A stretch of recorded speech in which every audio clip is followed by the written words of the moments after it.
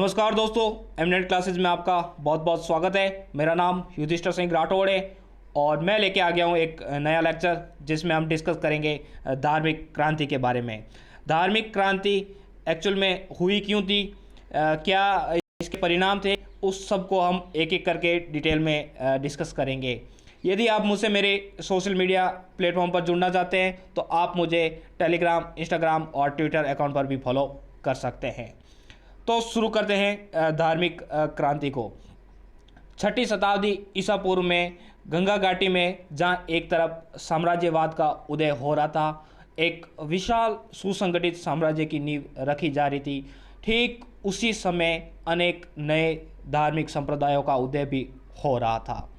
जिस प्रकार साम्राज्यवादी गतिविधियों का केंद्र मगध बना, उसी प्रकार नवीन धार्मिक गतिविधियों का केंद्र भी मगध ही बना।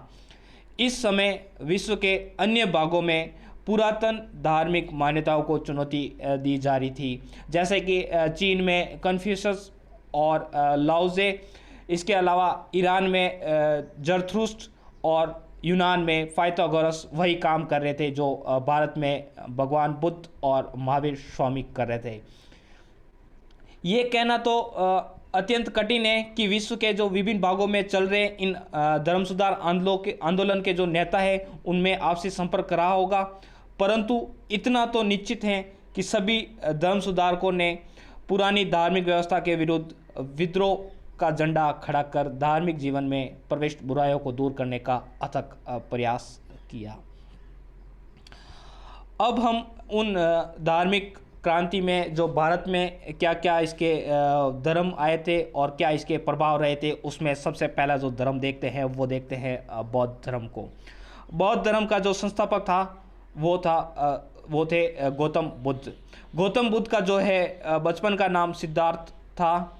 इनका जो जन्म है वो नेपाल में एक स्थान है लुम्बिनी वर्तमान में रुमिनदेही जिसको कहा जाता है, तो रुमिनदेही में उनका क्या है जन्म हुआ था। उनका जन्म जो है वो 6ठी शताब्दी ईसा पूर्व में 563 बीसी में इनका क्या हुआ जन्म हुआ था।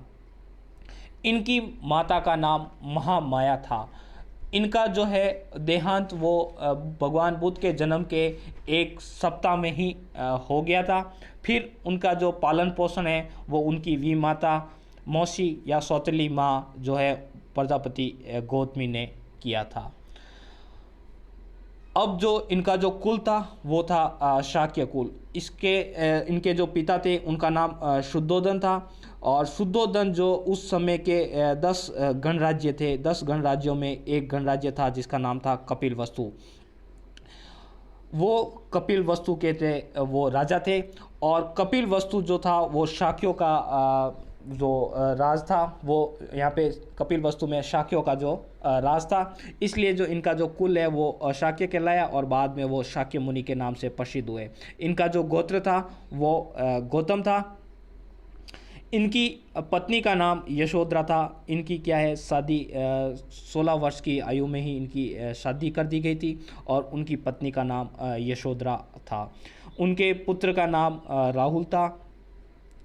जब बचपन में जब भगवान बुद्ध छोटे थे तो वहाँ पे एक ब्राह्मण आया था जिसका नाम था कौंडिन्य। कौंडिन्य ने भविष्यवाणी की थी कि भगवान बुद्ध या तो एक महान सम्राट बनेंगे या एक महान साधु बनेंगे। जैसा ही ये सुना तो भगवान बुद्ध के जो पिता थे शुद्धोदन, वो चिंता में आगे निश्चित है, वो चिंता तो उनको होनी है, क्योंकि कौन पिता चाहेगा कि उसका जो पुत्र है वो एक साधु बने। इसलिए उन्होंने उनकी जो शादी है वो भी जल्दी करा दी और उनके जब जल्दी पुत्र भी प्राप्त हो गया, फिर भी उनको क्या है कि अच्छा सुख नहीं मिल सका। तब वो बहुत ज़्यादा बेचैन रहने लगे और आखिरकार उन्होंने क्या है अपना गृह त्याग करने का निश्चय कर लिया। गृह त्याग करने से पहले उनके जो जीवन में है 4 घटनाओं ने महत्वपूर्ण स्थान लिया, जिसमें से एक थी एक बुजुर्ग व्यक्ति, दूसरा था बीमार व्यक्ति, तीसरा था मृत व्यक्ति और चौथा था साधु। जब उन्होंने हंसते खेलते साधु को देखा तब उनके मन में जो विचार आया कि मुझे भी एक साधु बनना चाहिए। साधु बनने के लिए उनको किसी ने बताया कि आप ऐसे साधु नहीं बन सकते, आपको साधु बनने के लिए आपको कोई पहले से एक कोचिंग इंस्टीट्यूट ज्वाइन करना पड़ेगा। इसलिए वो कोचिंग इंस्टीट्यूट को ज्वाइन करने के लिए क्या है, अपनी सफलता प्राप्त करने के लिए वो कोचिंग इंस्टीट्यूट की तरफ बढ़ गए और 29 वर्ष की अवस्था में उन्होंने अपने गृह का त्याग कर दिया। और जैसे ही वो अपना गृह का त्याग करते हैं तो वो चले जाते हैं अपने पहले कोचिंग इंस्टीट्यूट में, जिसके वैशाली में एक कोचिंग इंस्टीट्यूट था, जिसके जो गुरुजी थे वो थे अलार कलाम। अलार कलाम जो थे वो सांख्य दर्शन के प्रसिद्ध आचार्य थे। उस समय जो सांख्य दर्शन का बहुत ज़्यादा बोलबाला था और सांख्य दर्शन के जो प्रसिद्ध आचार्य थे जिनका नाम था अलार कलाम, वहाँ पे उन्होंने योग शिक्षा ग्रहण की। योग शिक्षा ग्रहण करने के बाद भी उनको लगा कि एक कोचिंग सेंटर से सिलेक्शन नहीं हो सकता, तो उन्होंने क्या है, अपना जो रुख है वो दूसरे कोचिंग सेंटर की तरफ किया। और दूसरे कोचिंग सेंटर के जो गुरुजी थे उनका नाम था रामपुत्र। तो रामपुत्र के पास में भी वो काफ़ी टाइम तक रहे, लेकिन उनको क्या है, वहाँ से भी पता चल गया कि कोचिंग भटकने से कोई सिलेक्शन नहीं होता है, सेल्फ स्टडी नाम की भी कोई चीज़ होती है। तो उन्होंने क्या है, आखिर में सेल्फ स्टडी करने का जो है वो निर्णय लिया। फिर उसके बाद में जैसे ही वो यहाँ से निकले, उनकी भेंट उनके ही जैसे 5 अन्य साथियों से हुई। उसमें से एक था कौंडिन्य और उनके 4 साथी। ये कौंडिन्य वो भविष्यवाणी करने वाला नहीं है, ये कौंडिन्य अलग ब्राह्मण है। तो कौंडिन्य और उसके 4 साथियों से उनकी भेंट हुई। उसके बाद में उन सब ने डिसाइड किया कि हम सब जो है वो उरुवेला चलेंगे और उरुवेला में बैठ के कठोर तपस्या करेंगे, अर्थात हम बैठ के भूखे प्यासे रहकर बहुत सारी स्टडी करेंगे। जितनी हो सकेगी हम भूखे प्यासे रह के तपस्या करेंगे, जिससे क्या है कि जल्दी से जल्दी हमें सिलेक्शन मिल जाए। काफ़ी लंबे समय तक वो तपस्या करते रहे भूखे प्यासे, लेकिन क्या है, उनको ज्ञान की प्राप्ति नहीं हो रही थी और उनकी अवस्था बहुत ख़राब हो गई थी, वो बीमार भी पड़ने लगे थे। और आखिर में जब उनको लग रहा था कि अब तो मृत्यु निश्चित है, तभी एक लड़की आती है सुजाता, वो उनको खीर खिलाती है। उनकी खीर से क्या है, वो खा के वापस वो अपनी चेतन अवस्था में आते हैं। तब उनको पता चलता है कि भूखे प्यासे रहकर भी कोई सिलेक्शन नहीं लिया जाता है। सिलेक्शन के लिए आपको नियमित अध्ययन करना बहुत ही आवश्यक है।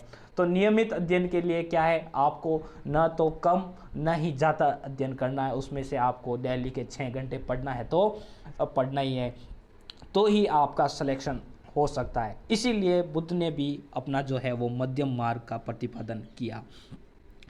तब बुद्ध ने कहा था कि वीणा के तार को इतना भी मत खींचो कि वो टूट जाए और इतना भी ढीला मत छोड़ो कि वो संगीत ही उससे उत्पन्न न हो। तो ऐसा करके उन्होंने मध्यम मार्ग का जो है वो प्रतिपादन किया। फिर उसके बाद में उन्होंने मध्यम मार्ग के तहत 35 वर्ष की अवस्था में उनको बोध गया में निरंजना नदी के तट पर पीपल वृक्ष के नीचे ज्ञान की प्राप्ति हो गई थी। और उनकी जैसे ही ज्ञान की प्राप्ति हुई, वो अलग अलग नामों से प्रसिद्ध हुए। जैसे कि उसके बाद में वो सिद्धार्थ, गौतम बुद्ध, शाक्य मुनि और तथागत के नामों से वो प्रसिद्ध हुए। तथागत का मतलब होता है सत्य है ज्ञान जिसका। फिर बुद्ध ने सारनाथ में एक संघ की स्थापना की और उस संघ में सबसे पहले जो है वो अपने जो 5 साथी थे जिनके साथ में उन्होंने कठोर तपस्या की थी, वहीं सारनाथ में कौंडिन्य व उनके 4 साथियों को उन्होंने प्रथम उपदेश दिए थे।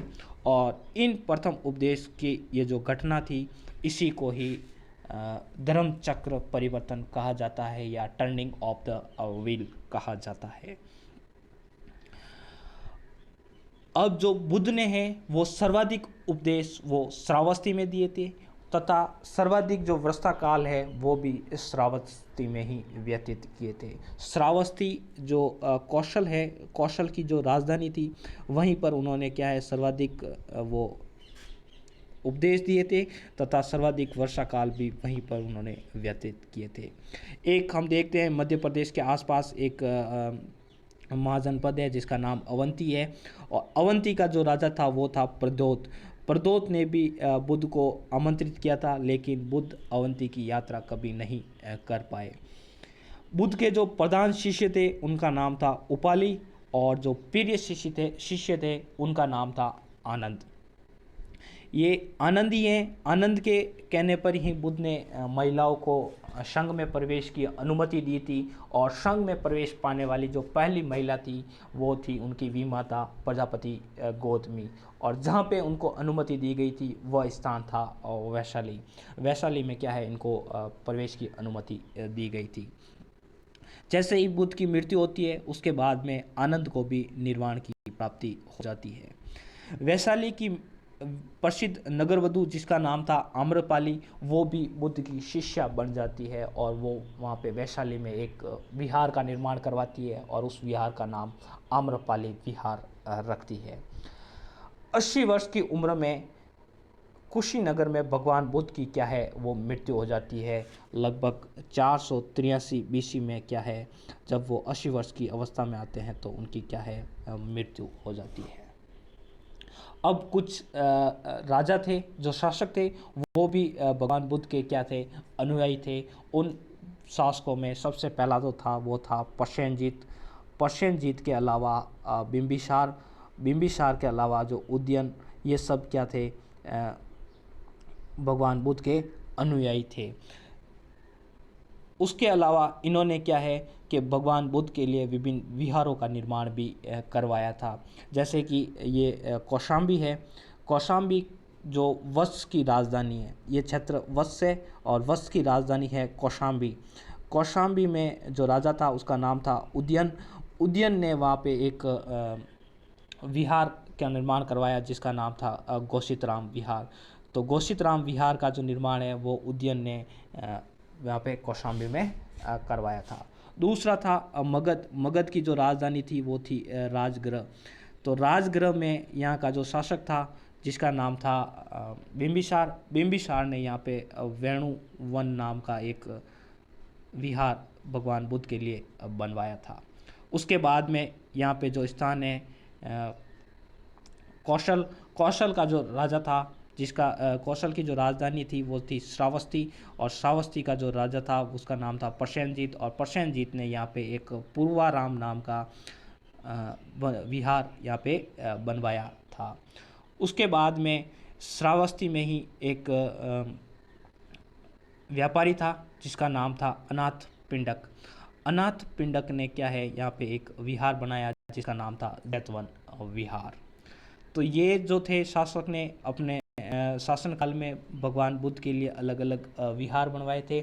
उसमें से उदयन ने घोषितराम, बिंबिसार ने वेणुवन विहार, प्रसेनजीत ने पूर्वाराम, और अनाथ पिंडक ने जैतवन विहार, जबकि आम्रपाली ने आम्रपाली विहार बनवाए थे। अब हम भगवान बुद्ध के प्रतीक एवं उससे संबंधित शब्दों के बारे में थोड़ा बहुत देख लेते हैं। तो सबसे पहले अगर हाथी या सफ़ेद हाथी को भगवान बुद्ध का गर्भस्थ होने का प्रतीक माना जाता है। हम इसको याद करने के लिए ऐसे देख सकते हैं कि हाथी का जो पेट है वो बड़ा होता है, और बड़े पेट से क्या है कि उनके गर्भस्थ होने का प्रतीक मान सकते हैं। ये कोई लॉजिकल बात तो नहीं है, बट फिर भी क्या है कि इसको याद करने के लिए हम इसको ऐसा मान सकते हैं। उसके बाद में सांड और कमल को उनके जन्म का प्रतीक माना जाता है। फिर जो घोड़ा है, घोड़ा बहुत भागता है। आप अगर घर से निकलोगे तो घोड़े पर बैठ के निकल सकते हो, तो इसलिए उनको घोड़े को गृह त्याग का प्रतीक माना जाता है। फिर उन्होंने पीपल वृक्ष के नीचे बैठकर ज्ञान की प्राप्ति की थी, इसलिए उसको पीपल वृक्ष को बोधि वृक्ष या बोधि वृक्ष भी कहा जाता है। इसलिए बोधि वृक्ष या पीपल को ज्ञान का प्रतीक माना जाता है। पदचिन्ह को निर्वाण का प्रतीक माना जाता है। ये तो बहुत से लोकल देवता के रूप में भी, जैसे कि रामदेव जी के पगले वगैरह, तो इनके जो पगले होते हैं, पगलियों को वो निर्वाण का प्रतीक माना जाता है। स्तूप को मृत्यु का प्रतीक माना जाता है। महाविनिष्क्रमण, ये घटना भगवान बुद्ध से जो संबंधित जो घटना है उसको महाविनिष्क्रमण का है। इसके तहत जब 29 वर्ष की अवस्था में भगवान बुद्ध ने गृह त्याग किया था, उस गृह त्याग करने की जो घटना है उसको महाविनिष्क्रमण कहा जाता है। दूसरा जो शब्द है वो है संबोधि। जब 29 वर्ष की अवस्था में उन्होंने ग्रह का त्याग किया। उसके 6 वर्ष बाद में उनको ज्ञान की प्राप्ति हुई, और ये जो 6 वर्ष बाद में 35 वर्ष की अवस्था में उनको क्या है, ज्ञान की प्राप्ति हो गई थी। और वो जो ज्ञान की प्राप्ति है वो बोध गया में निरंजना नदी के तट पर पीपल वृक्ष के नीचे उनको ज्ञान की प्राप्ति हुई थी। इसलिए ज्ञान प्राप्ति को उस बौद्ध धर्म के में संबोधि कहा गया है।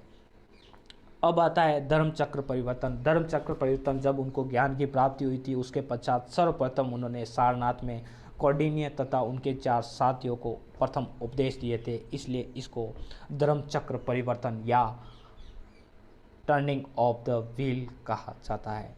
फिर अगली जो घटना है वो है महापरिनिर्वाण। 80 वर्ष की अवस्था में 483 BC में जब भगवान बुद्ध की मृत्यु हो जाती है, तो उसको क्या है, महापरिनिर्वाण कहा जाता है। ये जो भगवान बुद्ध की मृत्यु है वो कुशीनगर में होती है। इससे संबंधित एक और टर्मिनोलॉजी है जिसका नाम है उपसंपदा। उपसंपदा उपसंपदा का जो अर्थ होता है वो होता है संघ में प्रवेश पाना। संघ में प्रवेश पाने को बौद्ध धर्म में वो कहा जाता है उपसंपदा। अब देखते हैं भगवान बुद्ध की शिक्षाओं के बारे में। भगवान बुद्ध ने दुखी मानव समुदाय को कष्ट से छुटकारा दिलाने का उपाय सुझाया, जिससे कि मनुष्य अंततः सांसारिक बंधनों से मुक्ति पाकर मोक्ष प्राप्त कर सके। बौद्ध धर्म के मूल आधार 4 आर्य सत्य हैं। बुद्ध के सारे सिद्धांत इन्हीं 4 आर्य सत्यों पर आधारित हैं। उनमें से प्रमुख है, पहला तो दुख है, दुख का कारण है, दुख के कारण का निवारण भी है, और दुख निवारण का मार्ग भी है। उसमें से जो दूसरा है दुख का कारण, वो इन्होंने अविद्या, तृष्णा, ये सब इसको बताया है। दुख के जो कारण का जो निवारण है वो भी इन्होंने निर्वाण बताया, और दुख निवारण का जो मार्ग है वो अष्टांगिक मार्ग इन्होंने बताया। फिर जो अगली जो शिक्षा है उसका नाम है प्रत्युत समुत्पाद। प्रत्युत समुत्पाद से संबंधित क्षणभंगवाद और नैरात्म्यवाद भी इससे संबंधित हैं। ये बुद्ध का कार्य कारण या कारणता सिद्धांत भी है। बुद्ध के अनुसार प्रत्येक कार्य के पीछे कोई न कोई कारण आवश्यक रूप से होता ही होता है। भगवान बुद्ध ने दूसरे आर्य सत्य के तहत है वो प्रत्युत समुत्पाद का क्या है वो निर्माण किया। इसमें कार्य के कारण का वो बताया जाता है कि आप किस कारण से आपके हैं। तो उसमें दुखों का कारण अज्ञान, अविद्या और तृष्णा को इन्होंने बताया है। इसको द्वादश निदान चक्र भी कहा जाता है। द्वादश निदान चक्र में क्या होता है कि इसका जो शाब्दिक अर्थ होता है, ऐसा होने पर वैसा होना, माना जाता है कि ये घटना ऐसी हुई है इसीलिए ये ऐसा हुआ है। तो ये उसमें द्वादश निदान चक्र में इसको समझाया गया है। अगला जो है वो है इनका अष्टांगिक मार्ग। भगवान बुद्ध ने चौथे आर्य सत्य के तहत बुद्ध ने अष्टांगिक मार्ग का प्रतिपादन किया, जिस पर चलकर व्यक्ति निर्वाण को प्राप्त कर सकता है। इसमें सबसे पहला जो है वो है सम्यक दृष्टि। इनके अनुसार मनुष्य को सत्य और असत्य को पहचानने की शक्ति उनमें होनी आवश्यक है। जब तक उसमें सत्य और असत्य को पहचानने की शक्ति नहीं होगी तब तक वो सम्यक दृष्टि को प्राप्त नहीं कर सकता। दूसरा है सम्यक संकल्प। मनुष्य को इच्छा एवं हिंसा रहित संकल्प अपनाना चाहिए। उसमें नाम मात्र की इच्छा भी नहीं होनी चाहिए और हिंसा रहित होना चाहिए। उसके बाद में है सम्यक वाक। सत्य एवं मृदु वाणी हमेशा मनुष्य को रखनी चाहिए, जिससे कि उसके वाक कर्म को क्या है अच्छा तवज्जो मिल सके। फिर बाद में है सम्यक कर्मांत या कर्मांति, जिसको कहते हैं सत्कर्म, दान, दया, सदाचार, अहिंसा इत्यादि का वो क्या है उसके जीवन में समावेश होना आवश्यक है। फिर है सम्यक आजीव। जीवन यापन का सदाचारपूर्ण एवं उचित मार्ग मनुष्य को अपनाना चाहिए। अनुचित मार्ग कभी भी जीवन यापन के लिए नहीं अपनाना चाहिए। उसके बाद में है सम्यक व्यायाम। अपने जीवन को जीने के लिए विवेकपूर्ण प्रयत्न करने चाहिए, कभी भी आपको अविवेकपूर्ण प्रयत्न नहीं करने चाहिए। उससे अगला जो है वो है सम्यक स्मृति। अपने कर्मों के प्रति विवेकपूर्ण ढंग से सजग रहना चाहिए। इससे क्या है, मनुष्य सम्यक स्मृति को प्राप्त कर सकता है। फिर है सम्यक समाधि। चित्त की एकाग्रता। चित्त जब एकाग्र की अवस्था में पहुंच जाएगा तो वो समाधि को प्राप्त कर लेगा। इसी मध्यम प्रतिपदा या अष्टांगिक मार्ग का पालन करने से मनुष्य अंततः मानव जीवन के कष्टों से मुक्ति पाकर निर्वाण की प्राप्ति कर लेता है। उसके बाद में अगली जो शिक्षा है उसका नाम है क्षणिकवाद या अनित्यवाद। ये बौद्ध दर्शन का तत्वमीमांसीय सिद्धांत है।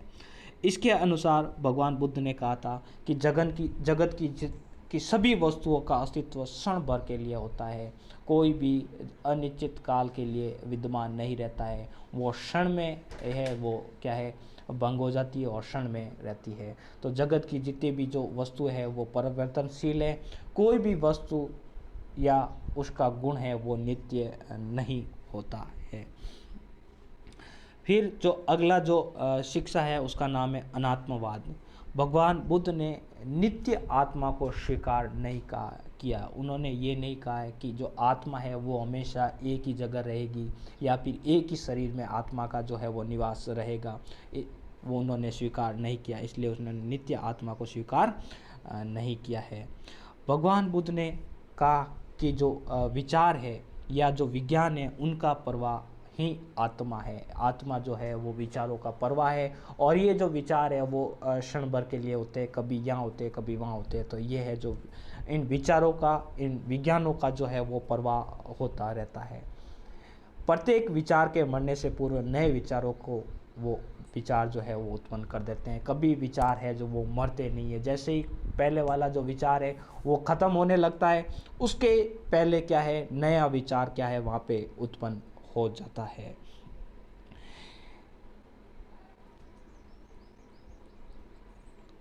इसलिए उन्होंने विज्ञानों का पुनर्जन्म होता बताया है, न कि जो शरीर का पुनर्जन्म।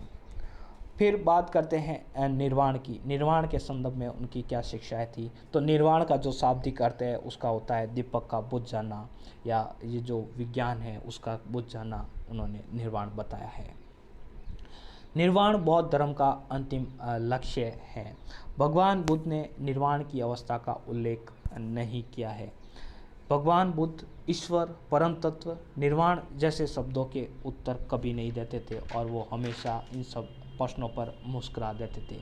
लेकिन फिर भी जो बौद्ध विद्वान हैं उनके अनुसार निर्वाण जो है वो दुखों से रहित एक सुख की अवस्था, उन्होंने निर्वाण को माना है। बौद्ध धर्म अनिश्वरवादी धर्म है। ये किसी भी भगवान को नहीं मानता है।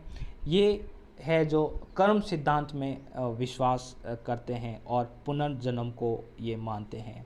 ये मानते हैं कि जो विज्ञान है, विज्ञानों का जो प्रवाह है वही क्या है, पुनर्जन्म है। इसलिए क्या है, विज्ञान तो एक दूसरे से दूसरे शरीर में जाते रहते हैं, इसलिए पुनर्जन्म में ये क्या है, विश्वास करते हैं। इसके अलावा भगवान जो बुद्ध है वो अज्ञेयवादी नहीं थे, क्योंकि जब उनसे ईश्वर, परम तत्व जैसे सवाल पूछे जाते थे तो वो बस मुस्कुरा देते थे। तो इससे क्या है कि कोई विद्वान है जो वो अनुमान लगाते हैं कि भगवान बुद्ध जो है वो अज्ञानी भी हो सकते थे, लेकिन वो अज्ञेयवादी नहीं थे, क्योंकि उनको इन सब चीज़ों का पूर्णतः ज्ञान था, लेकिन वो कभी ऐसे प्रश्नों का उत्तर देना उचित नहीं समझते थे। इसी कोट के साथ में मैं इस लेक्चर को ख़त्म करना चाहूँगा। आगे के लेक्चर में हम इसकी जो संगीतिया है, उसके बाद में बौद्ध धर्म का जो विभाजन है, फिर उसके जो परिणाम हैं, कारण वगैरह सब इसमें हम डिटेल में डिस्कस करेंगे। आशा करता हूँ इस लेक्चर से आपको बहुत कुछ सीखने को मिला होगा। Thank you for listening.